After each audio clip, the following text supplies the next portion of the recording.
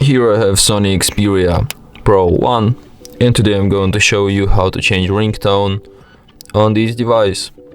So firstly you have to open settings, then go to the sound section, and then phone ringtone. Here you have the whole list of the available ringtones on your device, the pre-installed ones. You can also tap add ringtone and select any other ringtone which you can download from the internet and just set up any other song which you like as your ringtone.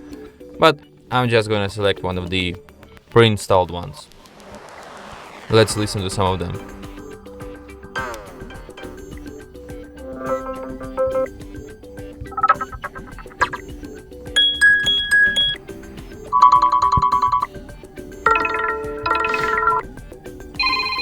Oh, I like this one the most.